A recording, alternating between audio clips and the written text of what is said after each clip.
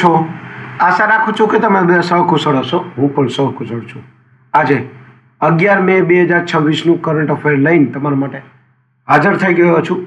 તો ચાલો મોડું ન કરતા આજનો વિડીયો શરૂ કરીએ છીએ. એની પહેલાં કહેવા માંગીશ કે ચેનલ પર નવા છો તો સબસ્ક્રાઈબ કરીને રાખજો. વિડીયો ગમે તો એક લાઇક કરી દેજો. ભાઈબંધ દોસ્તાર ફેમિલી મેમ્બર સાથે આ વિડીયો શેર જરૂર કરજો જે પણ ગવર્મેન્ટ એક્ઝામની તૈયારી કરતા હોય, કારણ કે દરરોજ કરંટ અફેર લોંગ વિડીયોમાં અને શોર્ટ વિડીયોમાં જનરલ નોલેજ લઈ અને આવતો રહું છું અને તમને અપગ્રેડ કરતો રહું છું. તો ચાલો મોડું ન કરતા આજનો વિડીયો શરૂ કરીએ છીએ. 11 મે 2026 કરંટ અફેરનો પહેલો પ્રશ્ન છે, તમિલનાડુના નવા મુખ્યમંત્રી તરીકે કોણે શપથ લીધા છે? સાચો જવાબ છે જોસેફ વિજય.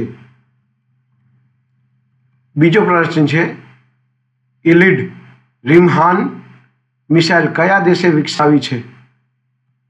સાચો જવાબ છે તુર્કીએ. ત્રીજો પ્રશ્ન છે, વિયેતનામના નવા રાષ્ટ્રપતિ કોણ બન્યા છે? સાચો જવાબ છે તોલામ. ચોથો પ્રશ્ન છે, ધ્યાન મંદિરનું ઉદ્ઘાટન ક્યાં થયું છે? સાચો જવાબ છે બેંગલુરુ. પાંચમો પ્રશ્ન છે, મોહનસિંહનું 78 વર્ષની વયે નિધન થયું છે. તેઓ કઈ રમતના પ્રસિદ્ધ ખેલાડી હતા? સાચો જવાબ છે ફૂટબોલ. છઠ્ઠો પ્રશ્ન છે, રાષ્ટ્રીય ટેકનોલોજી દિવસ એટલે કે નેશનલ ટેકનોલોજી ડે ક્યારે ઉજવવામાં આવે છે? સાચો જવાબ છે 11 મેના દિવસે. સાતમો પ્રશ્ન છે, દુબઈમાં પ્રતિષ્ઠિત અર્થ દુબઈ પુરસ્કારથી કોને સન્માનિત કરવામાં આવ્યા છે? સાચો જવાબ છે દીપક ભાટિયા.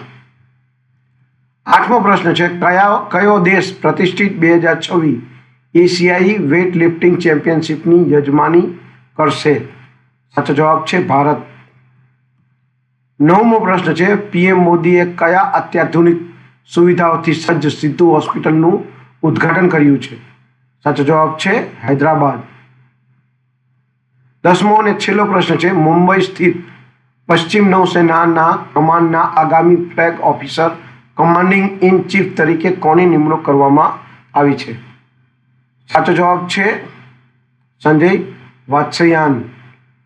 આ હતા 11 મે 2026ના કરંટ અફેર અને તેના જવાબો. વિડીયો ગમ્યો હોય તો વિડીયોને એક લાઇક કરી દેજો. ચેનલ પર નવા હો તો સબસ્ક્રાઈબ કરી લેજો, કારણ કે દરરોજ લોંગ વિડીયોમાં કરંટ અફેર અને શોર્ટ વિડીયોમાં જનરલ નોલેજ લઈ અને આવતો રહું છું અને તમને અપગ્રેડ કરતો રહું છું. તો આજ માટે આટલું જ. જય હિન્દ, વંદે માતરમ દોસ્તો.